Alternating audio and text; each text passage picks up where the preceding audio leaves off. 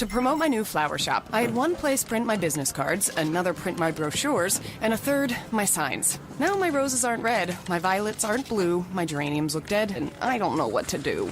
Staples can help your business stand out with signs, banners, and brochures that are a true reflection of your company. And now at Staples, spend $50 or more on print and marketing services and get $5 off your next in-store purchase. Now my business is blossoming, and I'm spending less green. Exclusions apply. In-store only. Ends 6/23/18.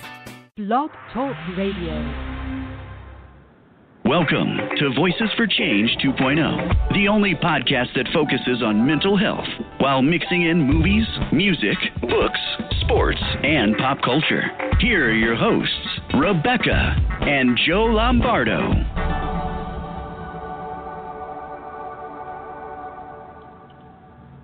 Good morning and welcome to Voices for Change 2.0. We appreciate you being here with us.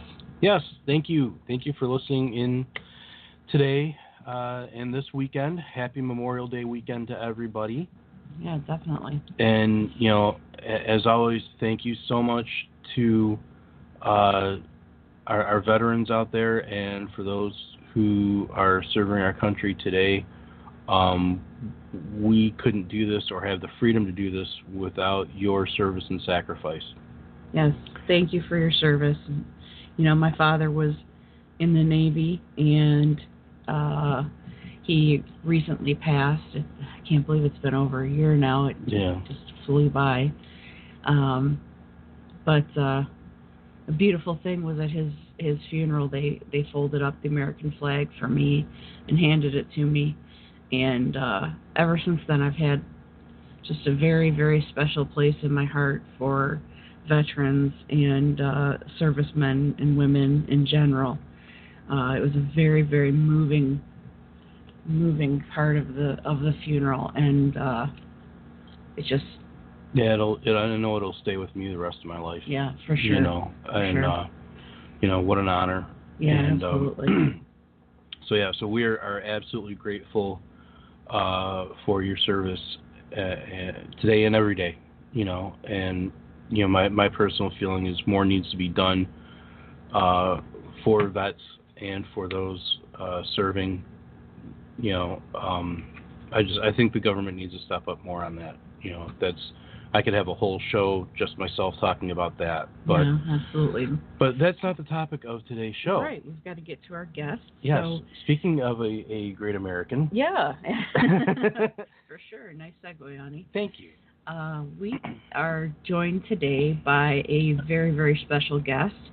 She is an author, a blogger, and I believe she does some public speaking as well. Mm-hmm. She's with National Alliance for the Mentally Ill, NAMI. I hate my pronunciation of that. Like, it doesn't sound right. It hits the ear wrong. It hurts your ears. Yeah.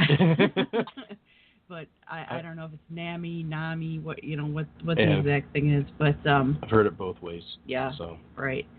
So she is, like I said, an author, a blogger, a public speaker, and a former Olympian, which is really exciting for us. Yes.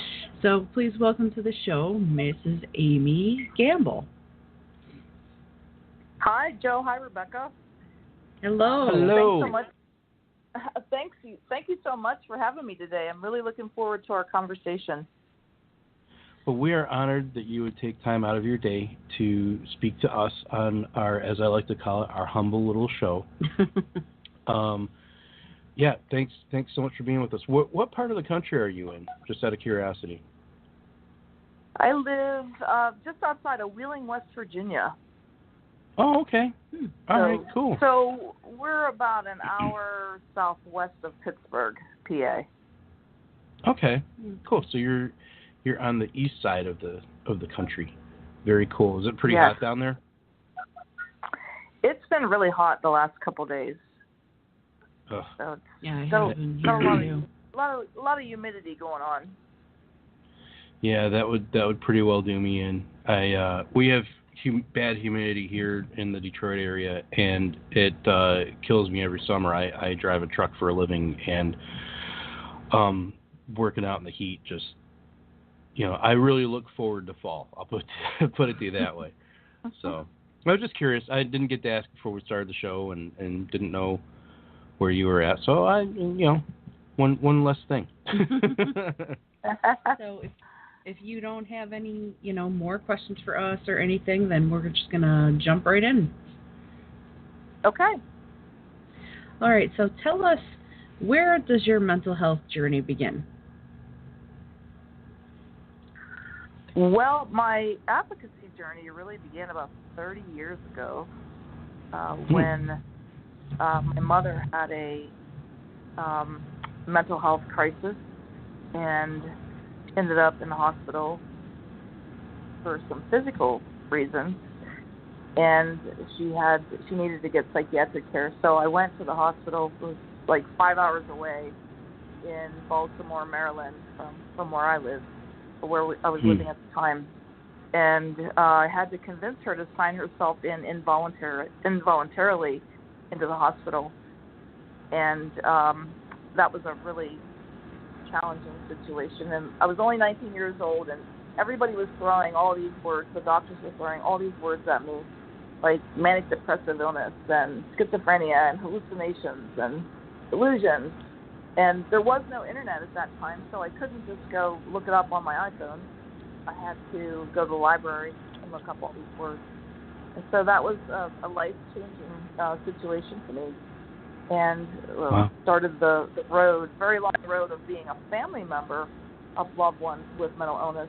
And then a year after my mother was diagnosed, and my sister had a mental health crisis, same thing, bipolar disorder, psychotic episodes. So I've been living with this, and then my own crisis happened in 1999. So it's been a whirlwind of a journey with mental health challenges. Wow. Yeah, it sounds like it. Very challenging. Excuse me. Please bear with me. I've been dealing with a little bit of a cough the last few weeks, so it has a tendency to pop up here and there. I try and keep it stifled. So, so anyway, what was I going to ask? I'm falling apart. You're okay. I'm okay. So, talk with us about being an Olympian. What was that experience like? Well, I played this sport called team handball. It's the second most popular sport in Europe, right under soccer. Not very well known in the United States, but it played on a court about 130 feet long, goals at each end of the court, and goalies. You could think soccer with your hands or water on a gym court without the water. And because it wasn't that popular in the United States, we got to live and train at the Olympic Training Center in Colorado Springs, and we traveled all over the world for various competitions, and then we qualified for the Olympics, and then went to Seoul, Korea in 1988, and was just thrilled to be able to represent our country and walk into that stadium with 70,000 people in the stands, and being around athletes like Carl Lewis and Chris Everett Lloyd and a lot of the basketball players like Patrick Ewing and etc. I So loved him. it's very surreal when you're in that situation, because these are people that you always looked to and admired and respected, and then you're standing right next to them taking pictures. So it's a pretty awesome feeling. I loved Patrick Ewing. He was my favorite basketball player for many years back when I used to follow basketball. It sounds like it was kind of an exciting. It was really amazing. It was just an amazing experience to be able to be there and take it. It just kind of, when you're there, you're kind of living in this sort of a dream kind of thing. And even though you have to compete in the competitions and stuff, all of it is really overwhelming. As a first-time Olympian, and that's the only Olympics that I participated in. Some of my teammates were in 2 and 3 Olympics, so they had multiple experiences, but it was amazing. So how did you do? Did you medal? We did not get a medal. We finished 7th out of 8, but we made a lot of great progress over the years. And what people don't realize is not everybody gets to go to the Olympics. You have to be able to qualify, or you're the host country. And that's the unfortunate reason why team handball hasn't grown in the United States, because the men or women have not qualified since 1996. So it doesn't get as much exposure. Yeah. How did you stumble across it? I was a high school basketball All-American, Parade, USA Today, one of the top 5 players in the country in girls basketball. And I made the Olympic Sports Festival in basketball as a junior at high school. And the Olympic Sports Festival was a mini Olympics that they held in the U.S. every year except the Olympic year. And a friend of mine, who was a sports writer from New York, he took me to see team handball. And he's sitting there and he says to me, when you're done playing basketball, you should think about playing team handball. I think you'd be really good. And it was just sort of the seed that he planted. And about a year and a half, 2 years later, I had my own mental health crisis, and I ended up transferring from the University of Tennessee, where I was playing for Pat Summitt. And about 4 or 5 months later, I found my way into team handball. So I changed sports and then went and trained for the Olympics for the next few years. So that's kind of my journey with that. That's very exciting too that you played for Pat. That's kind of awesome. Yeah. You know. Yeah. So your diagnosis came after you were an Olympian? It did. It came years later. Even though I struggled, one of the reasons why I transferred from Tennessee is because after that happened with my mother, in the middle of my sophomore year, I had a really bad depressive episode.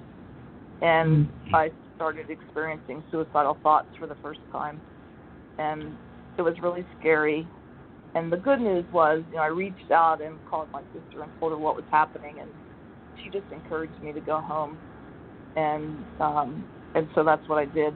But what I always share with college students in particular and other audiences that I speak to, that, even though I struggled with that severe depression, I was able to overcome that, and 3 years later I walked into Olympic Stadium.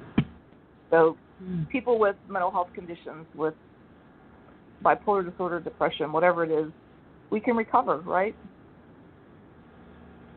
No, I like to think so. I mean, I've had some instances where I definitely felt that I was finally on an even keel, and I guess I could say recovered. Unfortunately, it returned, as it is oft wont to do. But I do believe that people can recover, and if you're able to, God bless you. Yeah. It's a thing where, at the very least, learning to manage it and live with it is, a kind of a big thing, because it is very difficult, especially those that have no exposure to it. They don't fully understand that you're fighting a war inside your head. Yeah. So, once you're able to get it, managed or even recover from it, that's a big deal.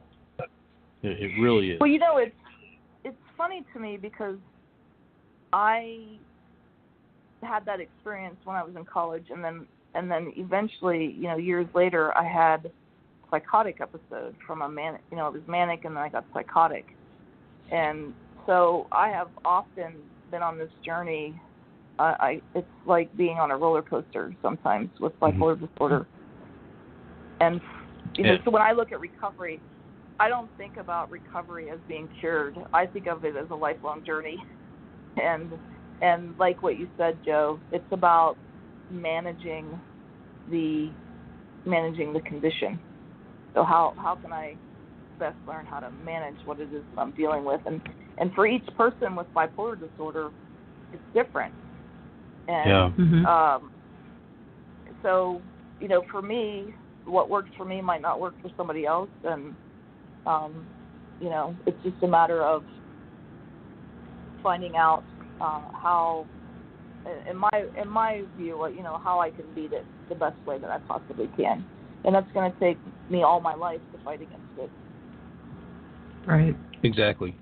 And that's the thing. And you make a valid point that what works for person A doesn't necessarily work for person B. It's always a big experiment. And I always like to think of, well, doctors practice medicine. That practice word has a lot of meaning to it. Yeah.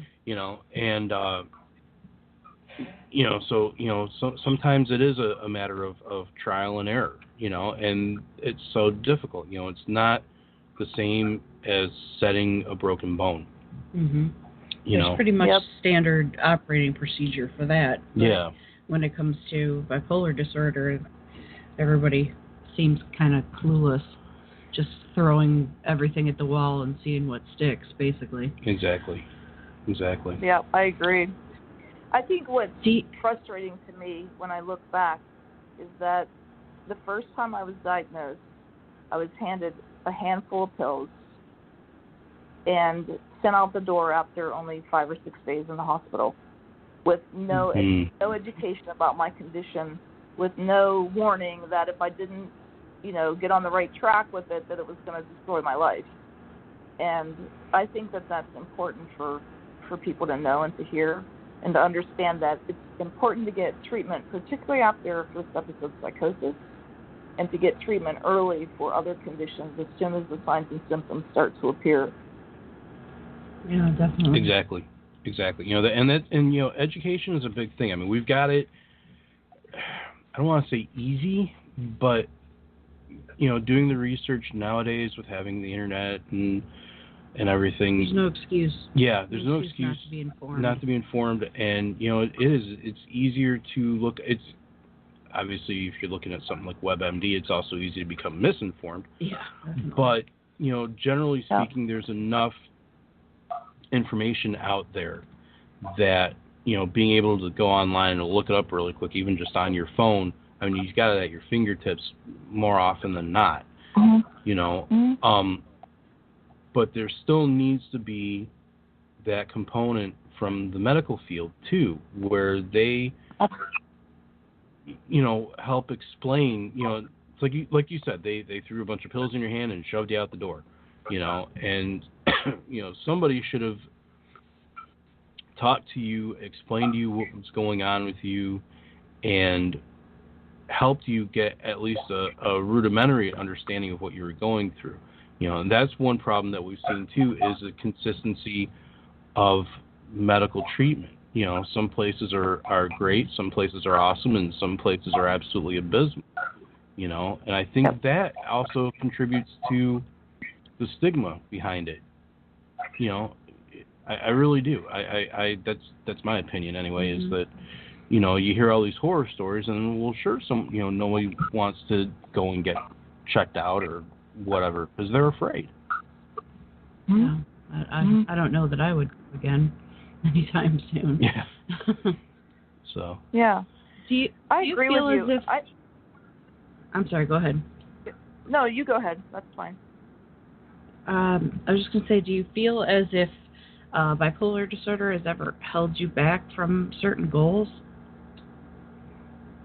Oh, it nearly destroyed my life. I almost lost my life. As a matter of fact, not that long ago, about 6 years ago, I had I'd gone to the doctor. I was taking an antipsychotic, and I had gained a significant amount of weight. I was very frustrated with it, and I was very much afraid that it was going to cause diabetes and, interfere with my cholesterol. And so I asked her if I could stop taking it, and she said yes. And 8 months later, I had the worst manic and psychotic episode ever in my entire life. And I thought that my family was trying to poison me. And so I got up very early one morning, and I drove all the way across the country to Montana which is like 2,000 miles away from where I am. Yeah. And I got off of this exit off of the interstate, and I'd had virtually no sleep for days on end. And I drove up a mountain, and I came upon a log cabin. I thought it was mine. And I went in this log cabin, and no one was home, fortunately, and made myself at home. And then I decided I needed some supplies, so I got back in the car, and I drove like 50 miles up the road, and I ended up in the Idaho National Forest, lost for 3 days, and wandering around in freezing cold weather with no socks on, no jacket, nothing. And finally I was rescued by a couple people who just happened to be riding ATVs, and they took me to a hospital in Coeur d'Alene, Idaho. And I, for the first time in my life, it kept me for 3 weeks to help me get stabilized. And then I had a nurse there who gave us a presentation on bipolar disorder, like a real live PowerPoint presentation explaining everything about bipolar disorder. And the one thing that she said that was most incredible was, you have bipolar disorder, it's a brain disorder, and it's not your fault. And that was a game changer for me. Wow. Yeah, definitely. That's absolutely incredible that you went through that, and I almost want to say that maybe having that experience, driving across the country, getting lost in that forest and stuff, it was all these things that got you to where you ended up in that hospital and getting the information that you needed. It's kind of a extreme case for going through stuff, but maybe that's what needed to happen. They say sometimes things happen for a reason, and maybe that's Well, I know for sure that if that didn't happen to me, that I wouldn't be as knowledgeable or passionate as I am about mental health advocacy. Yeah. And I'm really driven to help people because I don't want situations to happen to me. And that was one incident. I have several others that have happened to me, something that I write about in my book. So, I want to help as many people as I can reduce the stigma so people won't be afraid to get help. Because I was a person who was significantly impacted by self-stigma and the guilt and the shame that came with that, and blaming myself for being sick and being really hard on myself, and subsequently not taking the right approaches to be able to manage the condition. The other thing that when we were talking earlier, we were talking about what's with the mental health care treatment system, and my comment to that is that we have to stop tiptoeing around serious mental illness, and we need to tell people that it can be life-threatening. It can, potentially destroy your life if you don't manage it. And so I think about it in terms of with cancer. If someone was diagnosed with cancer, the doctor's not going to say, here's a bunch of pills, see you later. They're going to tell people about the risk, about what could possibly happen if they don't do chemotherapy or radiation or have surgery or whatever that may be. They don't just kick people out the door and with serious illness and expect them to survive on their own.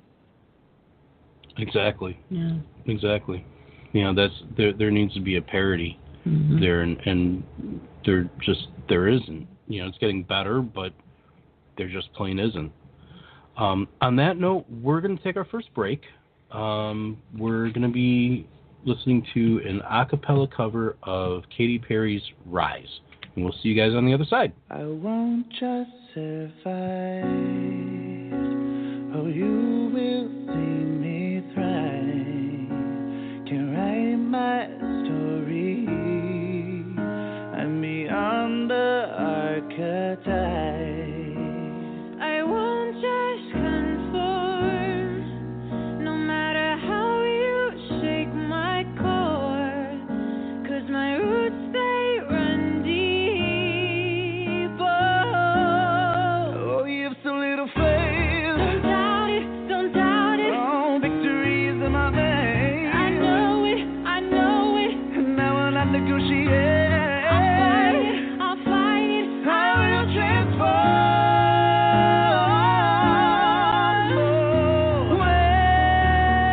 When the fire's at my feet again, and the vultures all start circling, they're whispering, you're out of time, but still I rise. There is no mistake, no accident. When you think the final nail is in, think again. Don't be surprised, I will still rise. I must stay conscious through the madness and chaos. So I call on my angels. They say, oh, ye of so little faith. Don't doubt it, don't doubt it. Victory is in my veins. You know it, you know it. You will not negotiate. Just fight it, and be transformed.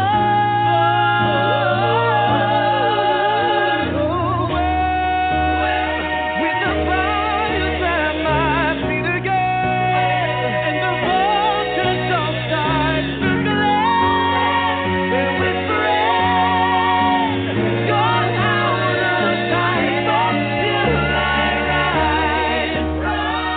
No mistake, no accident. When you think the final nail is in, think again. Don't be surprised, I will still rise. Don't doubt it, don't doubt it. Victory's in your veins. You know it, you know it. You never let them change. Just fight it, just fight it. You're out of time, but still I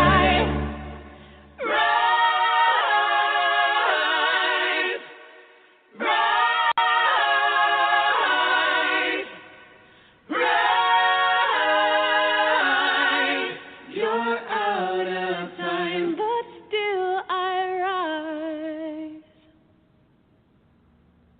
Hey, welcome back to Voices for Change 2.0. I'm Joe. The beautiful woman sitting next to me is Rebecca. And on the line, we are honored to be speaking to Ms. Amy Gamble, a blogger, a writer, a former Olympian, and just all-around incredible woman that, it's awesome that we're taking the time to get to talk to her. Yeah, absolutely.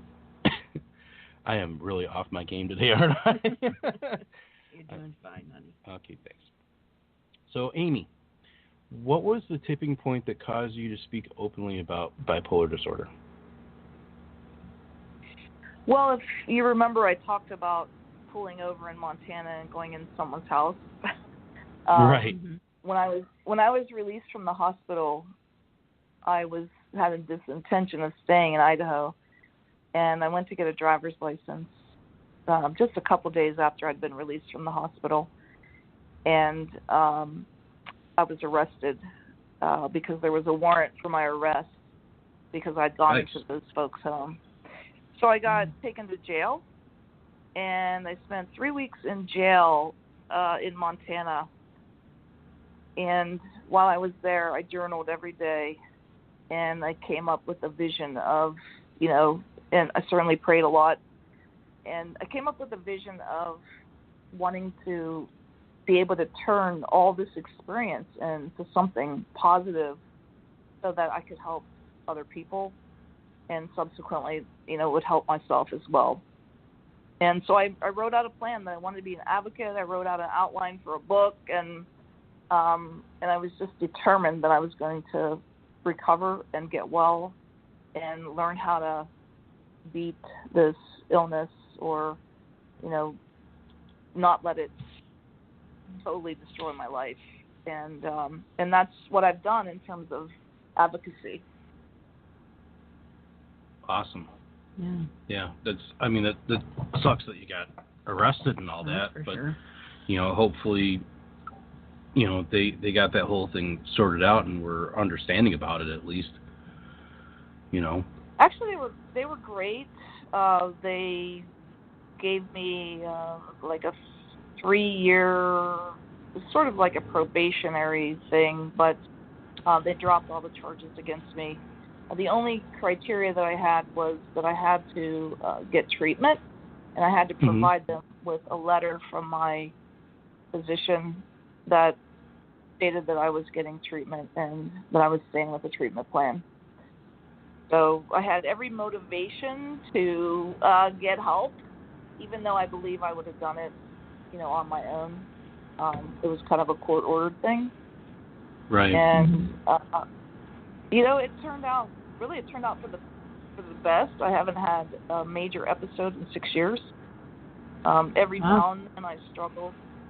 Every now and then I struggle with a little bit of mild depression, but not severe that it keeps me down. And I just keep on, pushing to get out and speak to as many audiences that I can. I was just in Wyoming last week, in Cody, Wyoming, and I gave 3 talks and did 2 radio shows, so it was awesome. Wow. That is pretty cool. So are you still medicated today, or? I am. I can't survive without medication. Yeah. I have a personal belief that, I don't believe that most people can live well with bipolar disorder without meds. If you can, good for you. But most of the stories that I hear from family members or people who have the illness, it doesn't result in a good situation without being on the proper regimen. Yeah, I know I can't. There's no way that I could ever go without meds. I tried it once or twice, and it was just a train wreck. So. Yeah, it was tough times back then, but got you sorted out. And Amy, I wanted to ask, is your, how's your sister doing? How's your mom doing? Is your mom still with us? I'm trying to be, delicate asking the questions. Yeah. Just curious about how things my are. Mom, thank you for asking. My mom is 83. Her birthday's coming up soon. Oh, God bless her. Aww. Yeah, and she's doing well. She's been a huge supporter of mine. When that happened with my mom, a tragic situation happened with her, she took off 3 months from work and went back to work full-time, and worked full-time until she was retired. So that happened when she was 50, and then she was able to carry on. It wasn't always easy. It was a struggle. Sometimes she had episodes and ended up in the hospital. But she's doing well. And my sister hasn't had a major episode in about 10 years, so she's doing okay. She's hanging in there. Yeah. That's awesome. Yeah, I just I didn't want to leave that thread kind of hanging out there. I wanted to get a little resolution on that one. Please tell us about your book and what it's about. Sure. I wrote this book called Bipolar Disorder, My Biggest Competitor. And the reason why I call it my biggest competitor is because I have never been challenged by anything so difficult and insurmountable as this illness. So it's been much more difficult to go on a recovery journey with bipolar disorder than it was ever to train for the Olympics. And becoming an Olympic athlete is an easy task. So recovering from bipolar disorder is, really a really tough thing to do, particularly when you get to stage 4 like I did, with the consequences of homelessness, joblessness, incarceration, and I had 2 out of 3 of those things. So the way that I approached bipolar disorder is thinking of it in a comparison to like sports. So when you have competition and you get ready to go into a game, you're preparing for that and you're learning everything you possibly can about that competition. You know where they go on offense, you know what defenses they play, and you plan your game plan accordingly. And that's the way that you have a better position to win. And that's what I've done with bipolar disorder. I've learned everything I possibly can. I still learn every day. And that's, the book is about my journey with bipolar disorder, and a little bit about the Olympics, and then my struggles, and I've had quite a few of those, and ultimately my triumphs. And right now I'm winning, so I'm gonna hopefully keep on that same path, and I'm hopefully gonna keep winning.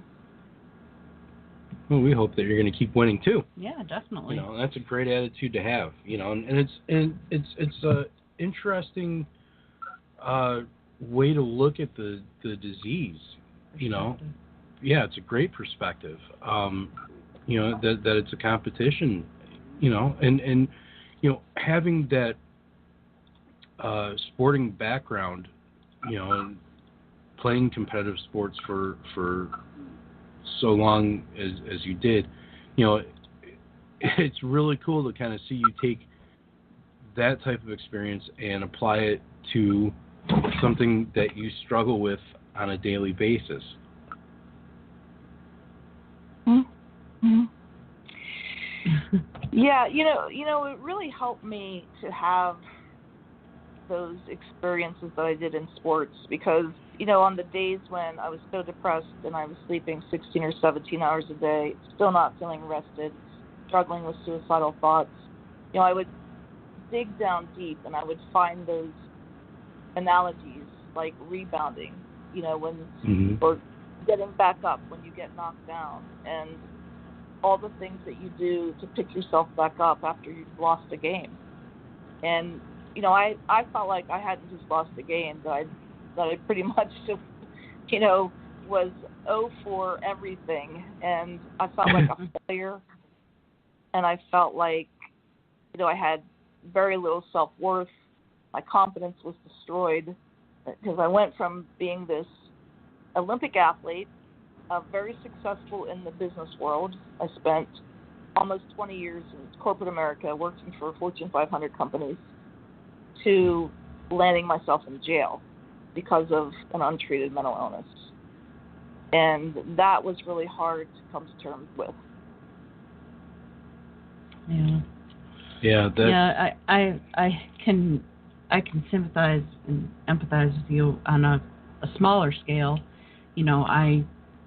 We first got married in 2001. I was still working, and my agoraphobia was limited to, driving on expressways. I couldn't do that by myself, but I could do other things by myself. And it just gradually got worse. And I'm at a stage now where the agoraphobia kind of takes over a little bit. I haven't really been able to conquer that portion of my disability, I guess you could say. But yeah, I understand where you're coming from. When you have one, it's like you have two different lives. The you that's able and working, and everybody says, oh, what could possibly be wrong with her? She seems fine.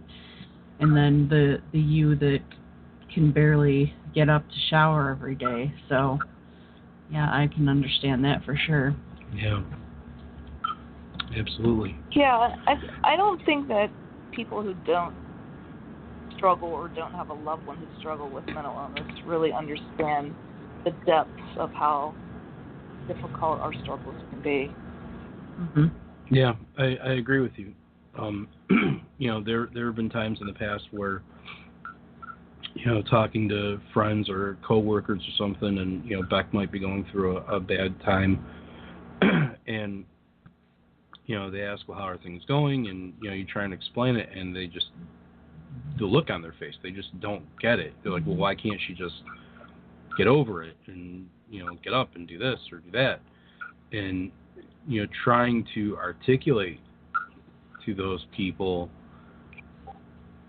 you know, where her mind is, where her emotions are, how she's doing. You know, that's a hard thing to encapsulate for a person and deliver to them. You know, it's like, well, she's going through this. Yep. Well, why? You know, it's like, well, why is water wet? You know. So, yeah. how do you feel about the stigma surrounding mental illness? Well, I think my initial response to that is that it's time that we stop stigmatizing disease and punishing people who suffer. I feel like there's some controversy over whether stigma keeps people from getting help. But in my experience of talking with people, I don't think that if you gave somebody a survey and said, did stigma keep you from getting help, they're going to answer yes, because most people don't think of it in those terms. But when you have, I work with some young people. I've had conversations with them. Most recently, I had a conversation with this one young woman about a year ago. She came to one of my talks that I gave, and she got a book, and we talked, and I just kept trying to explain to her how important it was to get help. She was diagnosed with bipolar disorder, had a psychotic episode, and wasn't taking any medication or seeing a psychiatrist or anything. And to fast forward that, she continued down that path, and a little over a year later, she was just recently in jail. And I know from talking with her that it had to do with the stigma, the lack, the misunderstanding, the prejudice that other people thought, not wanting to have that diagnosis of a mental illness, because you don't want to be in that box where people are discriminated against, where thought less of, where, there's all these misconceptions around that. So that's what encourages me to go to these colleges and to go to these other audiences to give these talks, because my mission is to really make a small dent as much as I can in eliminating some of the stigma. Because this young woman I'm talking about, really, really bright, was a 4.0 GPA in college, and then this happened to her, and then didn't get help, and it just spiraled out of control. So I really do believe that we have to continue to fight against stigma, and the way that I do that is through talks, giving talks on education and teaching mental health first aid. Oh, you teach the mental health first aid? I do. I got certified 3 years ago, and I've taught over 400 people in the course of time. Yeah, that's awesome. It's been really awesome. It's something that I really, really enjoy. It's been difficult for us finding a course in our area.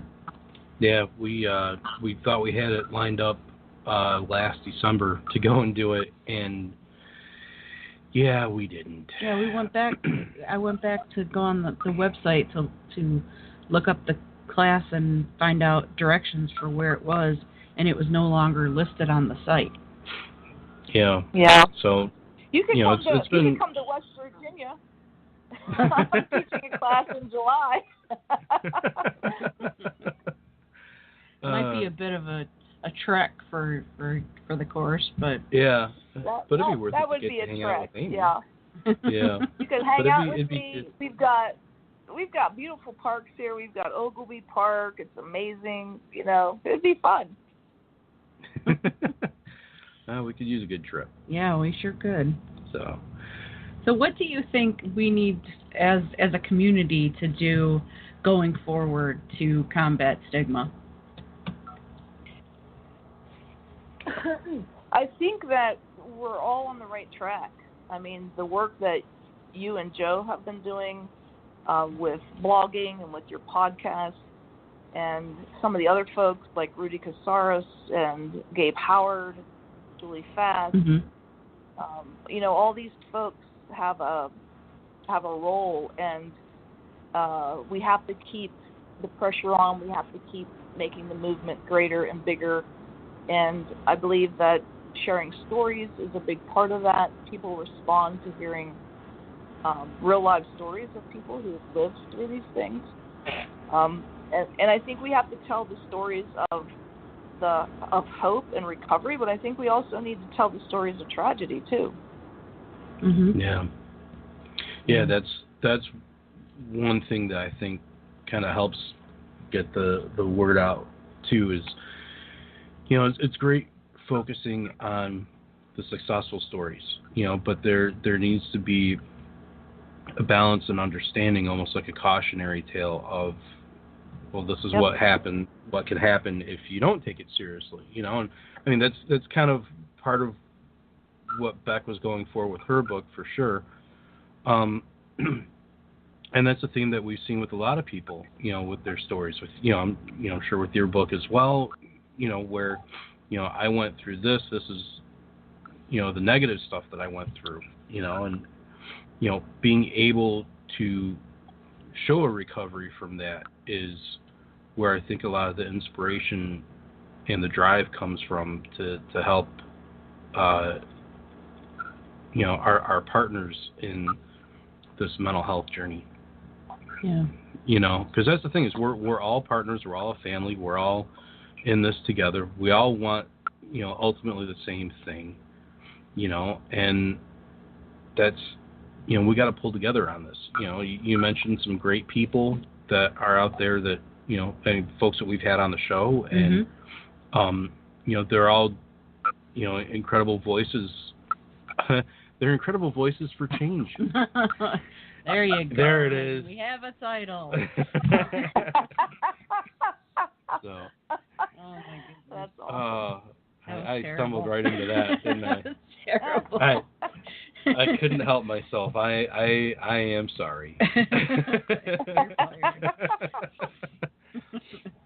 Oh man. Goodness, that was. I'm going to take some time to recover from that one. Yeah, you are. So, Amy, tell us, you also have a blog. What can folks expect to read there? Well, it's funny because 4 years ago when I started that, I was in a different place than I've kind of evolved to now. So if you go back and read some of my earlier blogs, you're going to find things like bipolar disorder cheated me, and the struggles, you know, the struggles that I was having. And it kind of takes you through my own personal recovery process and how I did that. And then now you're going to find things more like talking about people with mental illness recover, and stories about things that are happening in my life, the people that I meet along the way.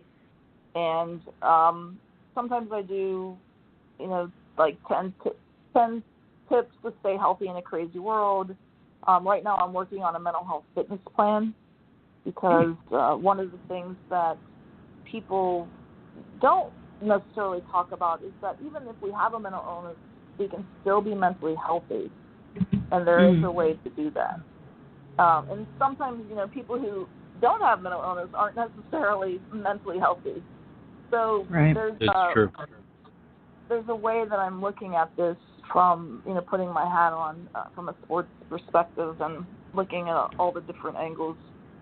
So you're going to find a little bit of everything in there. I've written about my friend Hunter, who's currently in Patton State Hospital in California. He had a psychotic episode, got charged with a lot of felonies, and ended up taking a plea by not guilty of reason of insanity.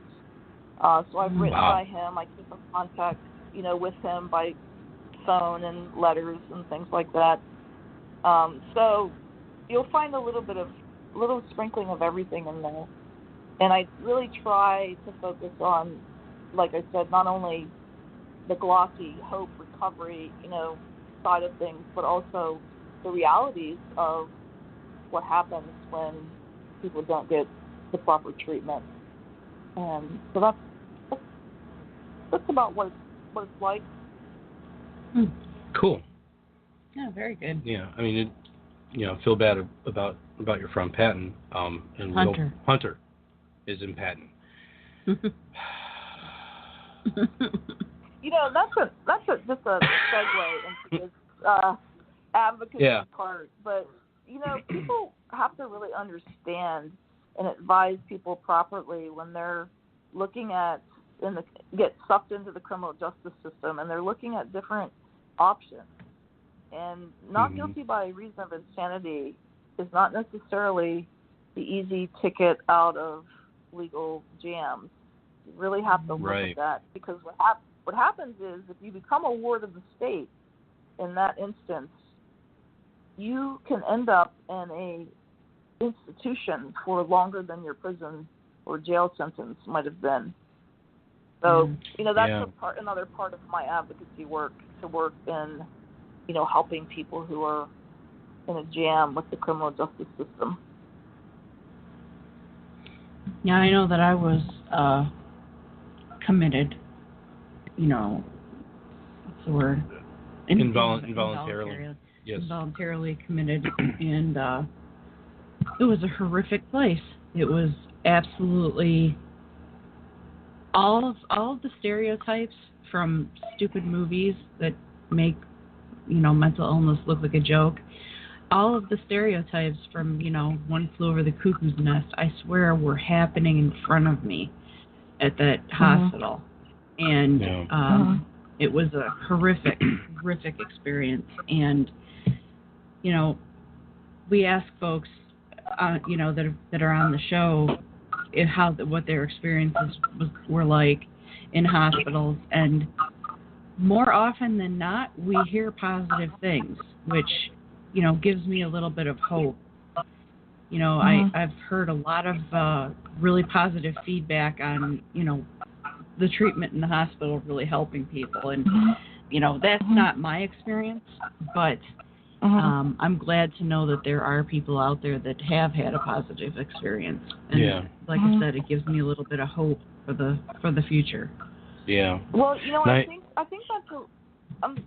that's a really important point, Rebecca, because if we have a mental health crisis and we land in some place where we've been involuntarily committed, and we have a bad experience, in our plan for the future, a proactive plan that we can put in place, it might be a good idea to find a place that is where we would want to be taken, and X out and make it clear in a you know, like an advanced psychiatric directive would do, where you can make it clear where you do not want to go, and you know, you can also feel safe then that if something happens, then you're going to go to a place where you're going to be in a safe space. That's a really great idea. It is a good idea. Yeah, it's like person-centered planning that I used to do at that one facility. Yeah, you know, that's, you know, people talk about things like, you know, end-of-life planning and stuff, but having, you know, especially if you know that you're dealing with, you know, bipolar or other mental health issues, having that kind of directive already in place, that's a brilliant idea. You know, that's, the only downside to that is that you're sort of at the mercy of your insurance. Well, yeah, you know. That's true. Even still. That's true. Even still. But you can at least, you know, go ahead. You can at least lay out things like what medications that you don't want to be put on, because, you know, we know, having been in those inpatient situations, that it's not necessarily all about free choice. Right. This is true. Sometimes, you know, I wouldn't go so far as to say forced medication, but I also wouldn't say we have a free will or choice in our treatment plan. Definitely. Yeah, exactly. It's a lot less partnership and more you're gonna do this, and you're stuck saying okay. Yeah. You know. Yeah, okay, everybody wants to get out. Right, exactly. Yeah. So what is next for you? Well, I'm actually walking that journey right now. One of my goals and really dream has been to be a national speaker in mental health advocacy. And I just went to Wyoming this past week, so I'm thrilled to be stepping into that. Tomorrow in our church, we're doing a Mental Health Awareness Sunday. I'm going to be speaking with our pastors and the whole congregation. We have about 800 folks that attend church, so that's going to be fun. Wow, that's a big church. It is a big church. I'm giving a keynote speech for NAMI, Kentucky in September this year, so that's exciting for me. Oh, that is exciting. All right, so and that clears up something that we were talking about at the very beginning of the show, which is NAMI. Yeah. Not NAMI, NAMI. NAMI. So thanks for that. Right. NAMI. Yeah, that's always bugged me. Amy, where can people find you online? What's your social media if they want to reach out to you and say what's up? I have a website, amygamble.com. It's currently up, but I'm almost about to have a new updated version. It's going to be coming out really soon. But in the meantime, you can still find me on Amy Gamble. And social media, Twitter is Amy J. Gamble. And then, of course, I'm on Facebook. You can find me at Amy Gamble 1217 is my Facebook. Cool. Okay. Awesome. Well, that does it for us, I think. Yeah, I think we are in the home stretch. I can't talk today. It's all right. I am sorry. I'm usually more on my game, and you're doing fine, honey. I'm just not. You're doing fine. We are so honored to have had you on the show, Amy. Thank you for taking the time to be with us. Everybody get out there, pick up Amy's book. Bipolar disorder, my biggest competitor. Yes. And, Amy, stick around. We're going to be playing out our last song here, which is Home by Charlie Peck. See you guys next week. We will see you guys next week, and have a great holiday weekend.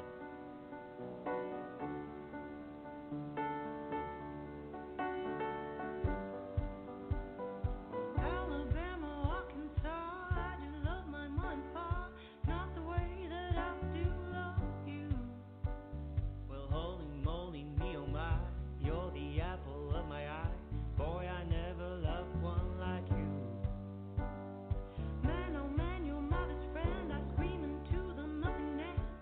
There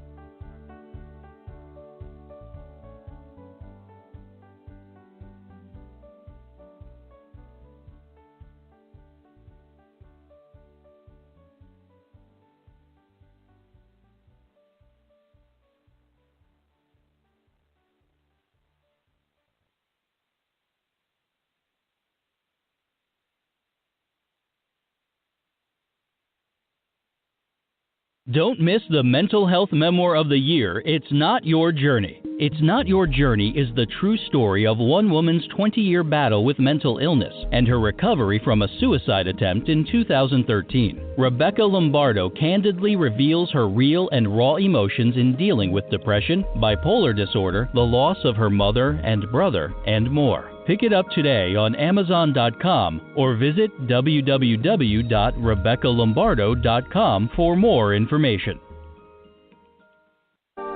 Join us next week as Rebecca and Joe continue to battle the stigma of mental illness. Follow us on Twitter at Voices for Change RJ and on Facebook at Voices for Change 2.0.